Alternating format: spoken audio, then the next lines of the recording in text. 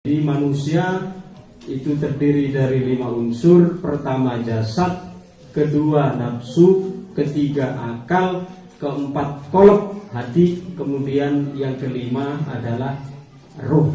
Audio Jungle.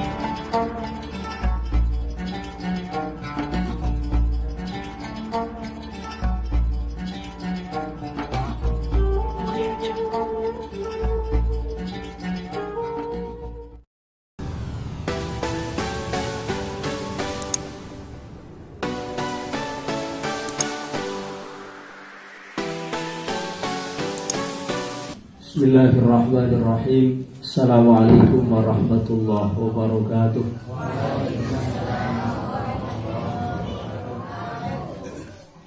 Alhamdulillah, wassalatu wassalamu ala sayyidina rasulillah, habibina wa syafi'ina Muhammadin sallallahu alaihi wasallam wa ala alihi wa sahbihi wa mawalah. Subhanaka la ilma lana illa ma 'allamtana innaka antal alimul hakim. Subhanaka la fahma lana illa ma fahamtana innaka antal jawadul karim. Ba'dah, alhamdulillah pada kesempatan sore ini kita kembali bisa berhimpun, bisa bermuwajahah, bisa bertemu ramah dalam rangka kegiatan rutin bulanan, yaitu pengajian umum. Mudah-mudahan kita semua diberikan istiqamah, diberikan husnul khotimah. Amin ya rabbal alamin. Para jamaah, para bapak ibu yang dirahmati Allah, sering kita mengikuti bahasannya. Bahkan di papan yang ada di sebelah ini masih tertulis bahwa jiwa manusia ini terdiri dari 5 unsur. Yang pertama adalah jasad, yang kedua adalah nafsu, yang ketiga adalah akal, yang keempat adalah hati, yang kelima adalah ruh. Ini masih tertulis di papan yang ada di sebelah kiri kita. Jadi manusia itu terdiri dari 5 unsur. Pertama jasad, kedua nafsu, ketiga akal, keempat qalb, hati, kemudian yang kelima adalah ruh. Yang ingin nyatat nanti bisa dilihat di papan yang ada di sebelah kiri.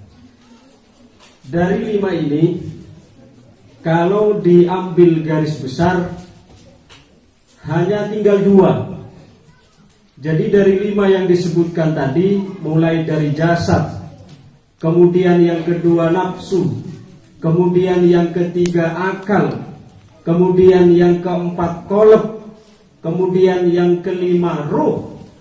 Ini kalau diringkas hanya menjadi 2, yaitu yang pertama berhubungan dengan alam yang namanya alam kathif. Sedangkan yang kedua berhubungan dengan namanya alam latif. Ini belum pernah saya sampaikan, baru sekarang ya saya sampaikan dalam pengajian. Di mana-mana belum saya sampaikan ini. Jadi dari 5 ini, jasad, nafsu, akal, kemudian qalbu, kemudian ruh. Kalau disingkat hanya dibagi menjadi 2, yaitu yang pertama yang berhubungan dengan alam kathif. Jangan salah tulis, kathif. Kemudian yang kedua yang berhubungan dengan alam apa tadi? Latif. Ada alam kathif, ada alam latif. Satu-satu sekarang. Apa yang disebut dengan alam kathif? Kathif tulisan Arabnya kaf, ta, ya, fa, kathifun. Kathif itu artinya kasar. Dalam arti yang pertama, manusia itu berhubungan dengan unsur-unsur kasar. Kita dari segi jasad ini terdiri dari unsur kasar. Maka semua yang kita makan, apa yang kita pakai, apa yang kita minum itu terkait dengan alam unsur yang pertama, yaitu alam namanya alam kathif.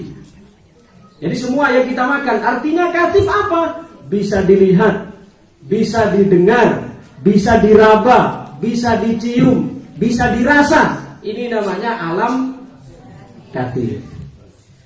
Sedangkan yang kedua sekarang, Yang kedua namanya alam latif. Apa yang termasuk alam latif? Nah, jadi dari 5 ini yang masuk dalam alam katif hanya yang pertama. Hanya jasad kita yang masuk alam latif.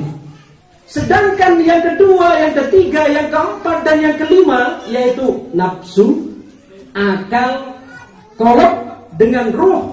Ini sudah masuk pembagian yang kedua, yaitu berhubungan dengan alam, namanya alam latif. Apa alam latif? Alam latif itu namanya lembut.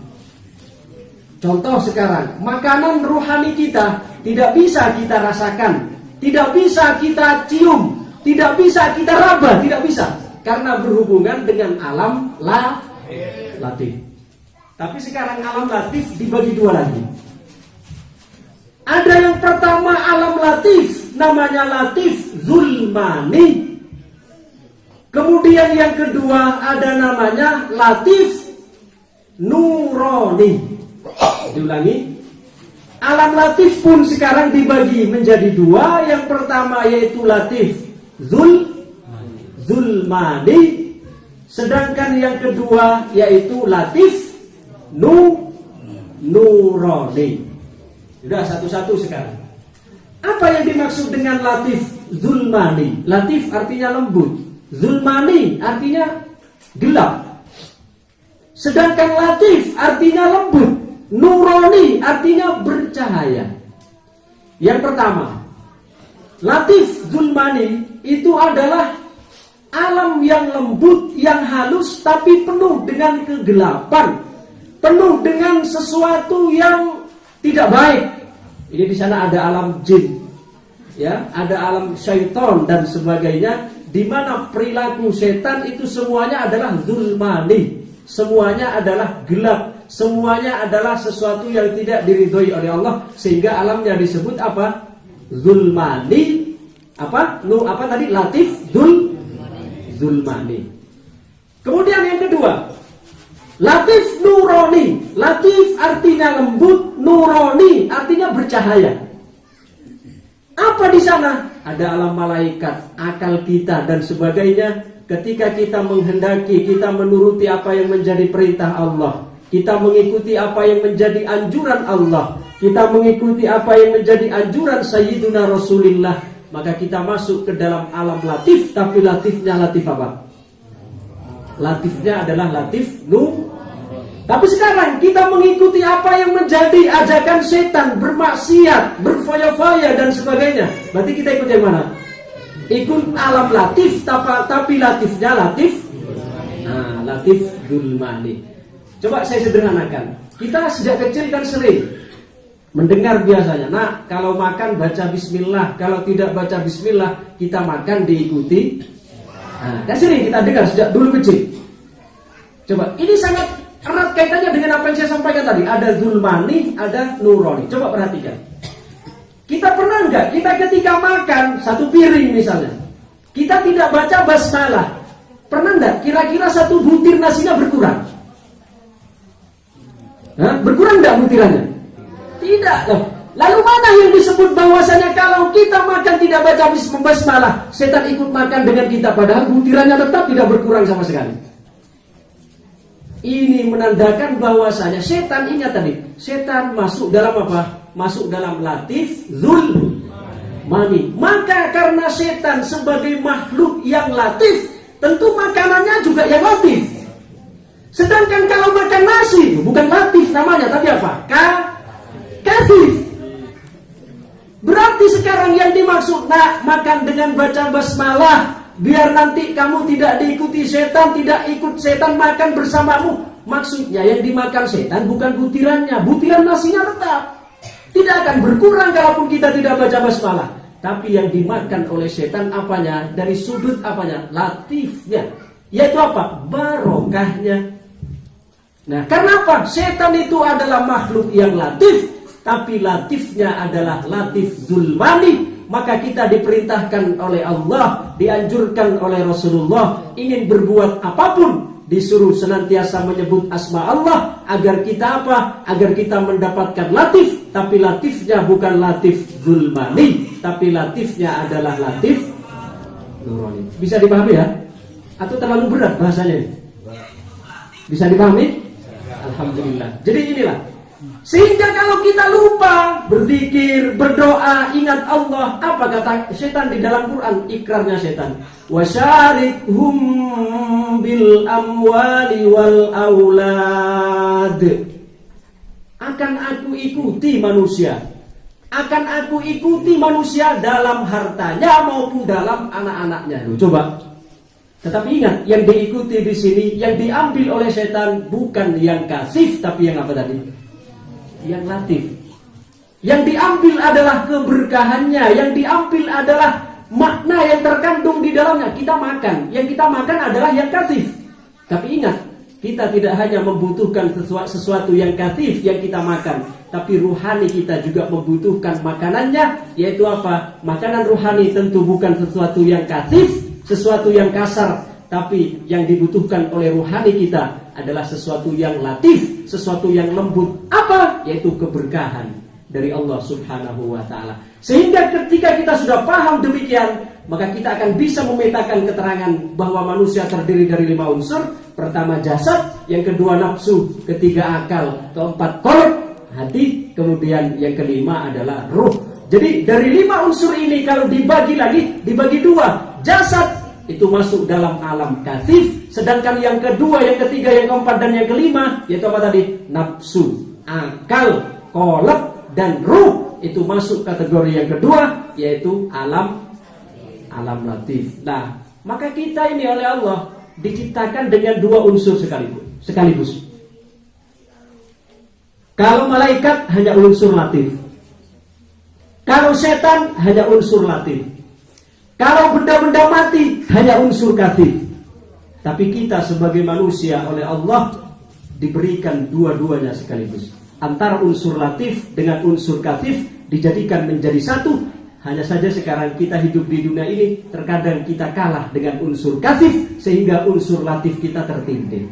Nah, maka kita ngaji seperti ini, memperbanyak ibadah, kemudian memperbanyak amal soleh dan sebagainya. Ini adalah merupakan cara yang diberikan oleh Allah agar kita menajamkan sisi yang kedua, yaitu apa tadi? Sisi alam latif. Tetapi kalau kita hanya tertindih oleh materi, tertindih oleh kehidupan dunia, tidak ingat Allah, maka berarti kehidupan alam latif kita tertindih oleh alam kasif, sehingga kita tidak sempurna. Sehingga apa kata Allah? Ulaika kal an'ami bal hum adall. Mereka itulah bagaikan binatang, bahkan lebih sesat. Kalau binatang, sesesat-sesatnya binatang, segila-gilanya binatang, masih dijual, masih laku.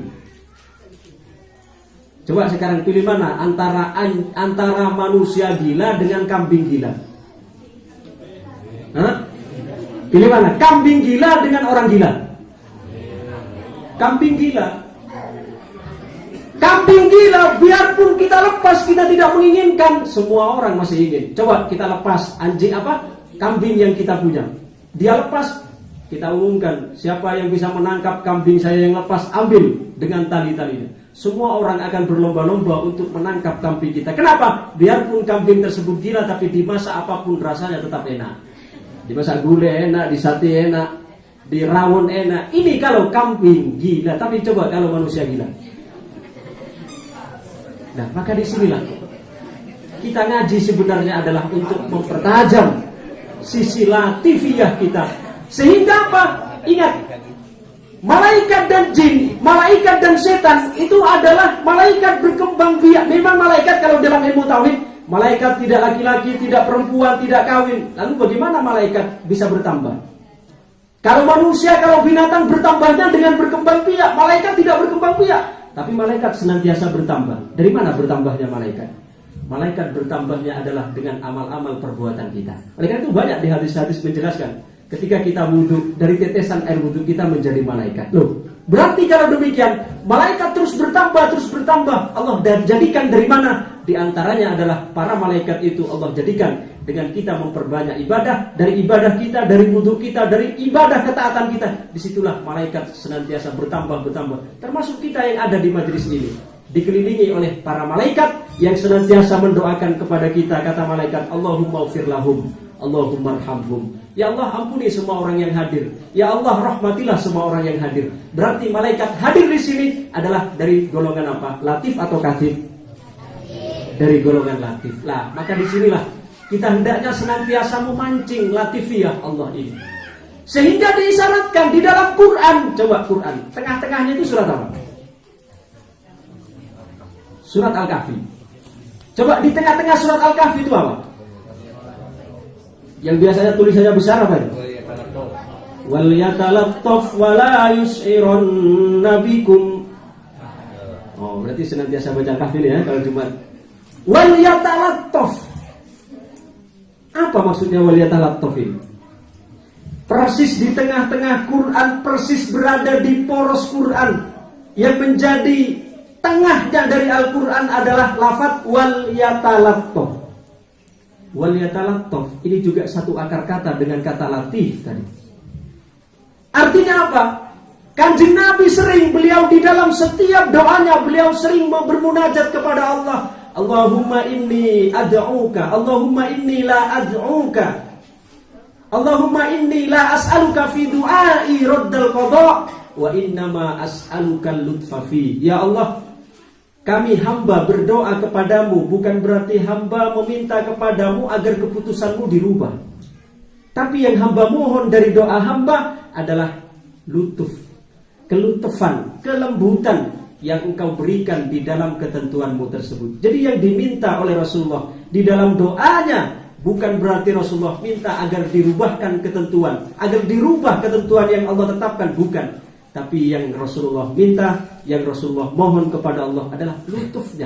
Wa innama as'alukal lutfa fi. Akan tetapi ya Allah, yang aku mohon kepadamu adalah lutuf, kelembutan kepadamu. Artinya apa? Ketika Allah memberikan kelembutan, berarti kita diberikan kesiapan. Maka diisyaratkan dalam tengah-tengahnya Quran, yaitu lafaz apa tadi? Wal yatalattaf. Lagi-lagi berasal dari kalimat apa tadi? Latif, artinya lembut. Nah, kita semua dalam hidup ini, hidup di dunia, hidup di alam barzakh, apalagi hidup di akhirat, kita membutuhkan kepada lutfiyah Allah subhanahu wa ta'ala. Kita membutuhkan kepada kelembutan Allah subhanahu wa ta'ala. Tapi bagaimana caranya? Adalah kita juga harus berlaku lembut dengan sesama. Sekarang bagaimana kita minta kelembutan kepada Allah, tapi dengan sesama kasar? Ya, tidak bisa kita minta kelembutan kepada Allah, juga harus dipancing. Bagaimana cara memancingnya? Kita juga harus berlaku lembut dengan sesama. Walaupun itu adalah kepada binatang sekalipun. Ada sebuah cerita, sebuah kisah. Ada seorang raja satu ketika marah terhadap kepada salah satu perdana menterinya. Bahkan sudah diputuskan bahwa perdana menteri besok akan dipanggil, akan dihukum. Maka setelah pulang dari istana, menteri tersebut dia tidak bisa makan, tidak bisa tidur. Dia hanya merenung di pekarangan rumahnya. Kebetulan di pekarangan rumahnya tersebut dia lagi ngelamun, sedang memikirkan bagaimana besok saya akan dihukum. Tiba-tiba ada dua lebah. Lebah tersebut tenggelam, dia hanyut di pekarangan air yang ada di halaman rumahnya. Ada dua lebah. Datang temannya, teman lebah tersebut datang untuk menyelamatkan, untuk mengangkat ke atas. Tapi ternyata nasibnya juga sama, dia justru ikut jatuh ke dalam genangan air tersebut. Datang lagi temannya yang lain, bukan malah bisa menolong, tapi malah justru tenggelam. Akhirnya kemudian menteri tersebut dia berpikir, mungkin dengan saya menolong lebah ini akan membuka pintu lutuf, akan membuka pintu kelembutan dari Allah subhanahu wa ta'ala. Lalu diambillah sepotong kayu dan dia gunakan untuk mengambil, untuk menyelamatkan dari beberapa lebah yang terjatuh ke dalam genangan air tersebut. Lalu dibiarkan terbang. Singkat cerita, besok harinya dia menghadap raja untuk dihukum. Ketika menghadap raja, kata raja apa? Wahai menteri, kamu akan diberi hukuman yang amat pedih. Tetapi jika engkau mampu menjawab pertanyaanku dengan tepat, maka engkau akan diloloskan. Maka menteri tersebut dia kembali ada sedikit harapan untuk bisa selamat, walaupun peluangnya sangat kecil. Apa pertanyaannya? disiapkan 2 buah bunga. Bunganya tersebut persis di wadah, ya, ada di dalam 2 pot. Yang satu terbuat dari bunga asli, yang satu terbuat dari plastik. Tapi persis. Ya, kalau kita tidak betul-betul memiliki indera yang peka, tidak akan mampu membedakan mana yang bunga, mana yang plastik. Warnanya sama, ukurannya sama. Lalu tiba-tiba apa? Inilah lutfiyah Allah kembali datang. Tiba-tiba lebah yang kemarin ditolong oleh menteri tersebut datang. Dia bertengger kepada bunga yang asli. Lalu kemudian sambil tersenyum, maka menteri tersebut menjawab, "Wahai raja, saya akan menjawab insya Allah benar. Mana yang bunga asli, mana yang bunga palsu. Yang bunga asli insya Allah yang berada di sebelah kanan." Kata raja, "Kenapa engkau bisa?" "Wahai raja, ini adalah lebah yang kemarin aku tolong. Sekarang karena aku berlaku lembut kepada makhlukmu, sekarang engkau juga menunjukkan kelembutanmu. Aku ditunjukkan dengan lebah yang kemarin aku tolong, sehingga sekarang aku bisa selamat dari hukumanmu." Nah, ini dengan memancing lutfiyah Allah, dengan kita berlaku lutuf, berlaku lembut terhadap sesama. Dan sekarang kesimpulannya, jadi kesimpulan dari awal sampai akhir yang bisa saya sampaikan adalah bahwa kita sebagai manusia oleh Allah disusun atas 5 unsur. Apa 5 unsur itu? 1 jasad, yang kedua nafsu, yang ketiga akal, yang keempat qalb, itu hati, yang kelima ruh.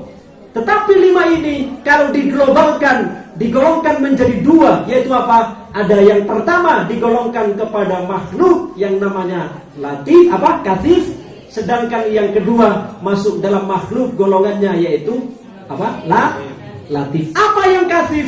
Yang katif adalah yang kasar. Apa yang kasar? Nomor 1 yaitu jasad. Makanya jasad ini kasar. Yang kita makan kasar, yang kita pakai kasar. Kasar dalam arti bisa kita lihat, bisa kita dengar, bisa kita raba, bisa kita cium, bisa kita rasa. Ini maksudnya latif. Sedangkan yang kedua sampai yang kelima yaitu nafsu, akal, qalb, dan ruh, itu masuk dalam kategori yang kedua yaitu alam latif. Apa alam latif? Alam latif maksudnya alam lembut, tapi latif pun sekarang dibagi menjadi 2, yaitu apa? Pertama latif yang namanya latif zulmani, sedangkan yang kedua yaitu latif yang disebut latif nurani. Apa latif zulmani? Latif artinya lembut, zulmani artinya gelap. Apa itu? Di sana ada setan, ya, ada neraka. Kemudian di sana ada maksiat yang kita lakukan. Ini masuk di dalam latif zulmani. Sedangkan yang kedua ada latif, namanya latif nurani. Apa latif nurani? Latif artinya lembut, nurani artinya bercahaya. Apa latif nurani? Ada malaikat, ada amal soleh, ada ada jannah, ada surga, kemudian ada arsy, ada kursi dan sebagainya. Ini masuk di dalam latif nurani. Kemudian sekarang kesimpulan yang ketiga, Allah dalam Al-Quran pun di tengah-tengah Quran juga yang disebut dengan apa? Tengahnya adalah lafadz wal yatalattaf. Ini juga satu akar kata dengan kata latif. Artinya apa? Bahwa di semua ketentuan Allah, di tengah-tengahnya Allah isyaratkan ada kelembutannya. Sekarang kesimpulan yang kelima, bagaimana kita caranya untuk memancing kelembutan Allah? Cara kita memancing kelembutan Allah, cara kita mancing lutfiyah Allah adalah dengan kita berlaku lembut dengan Ketika kita berlaku lembut dengan sesama, maka di situ juga Allah akan memberikan kelembutannya kepada kita semua. Buktinya tadi kisah lebah yang ditolong oleh seorang menteri, ketika akan menjalani hukuman, maka lebah tersebut datang sebagai utusan Allah untuk menyelamatkan. Allah datang dengan membawa lutfiyahnya melalui petunjuk dari lebah. Mudah-mudahan keterangan ini memberikan kesadaran kepada kita semua, sehingga kita tidak hanya menjadi makhluk yang zulmani, tidak hanya menjadi makhluk yang katif, tapi sekaligus kita juga menjadi makhluk yang latif. Amin amin ya rabbal alamin. Demikian yang bisa saya sampaikan, sekedar mempertegas yang tadi. Jadi ini buku barusan terbit 2 minggu yang lalu. Ya, ini buku saya tulis sendiri. Ini sekarang tinggal 10 yang ada di bawean. Kemarin saya minta kirim dari percetakan 100, ini tinggal 10. Jadi siapa yang bisa, yang ingin mendapatkan bisa ada di belakang. Tadi dipegang Ibna tinggal 10. Tapi nanti kalau ada yang mau lagi, insya Allah besok sudah sampai lagi dari percetakan karena kemarin sudah dikirim lagi. Saya minta kirim lagi 100 untuk bawean. Karena apa? Karena aslinya buku ini saya tulis dalam bahasa Arab, tapi karena di sini adalah masyarakat yang hidup dalam mau diedarkan bahasa Arabnya pun kurang bermanfaat kalau di sini kan, kecuali diedarkan di dalam kalangan para asatidz, para ulama, ya. Maka untuk memperluas manfaatnya saya coba untuk diterjemah ke dalam bahasa Indonesia, dan untuk cetakan yang pertama saya mencoba untuk mencetak 300, 100 saya edar di Pulau Jawa, 200 saya suruh kirim ke bawean. Jadi yang ada sekarang tinggal 10, yang ingin mendapatkan bisa menghubungi, ya. Kalau bagian Singapura sudah tersebar ini, sampai Tambak juga sudah sampai. Ini harganya 50, promosi atau diskon sampai tanggal 14. Iya betul, ini dari percetakan sampai tanggal 14 Januari diskonnya 50. Nanti setelah tanggal 15 ke atas sudah harganya sudah bukan 50. Ya, maka ini saya informasikan, nanti kalau misalnya ada yang belum mendapatkan hari ini, nanti bisa didata, insya Allah besok akan datang, ya, bisa didapatkan besok dan hari-hari selanjutnya. Demikian, kullu amrin mufawwadun 'ala Allah. Wassalamualaikum warahmatullahi wabarakatuh.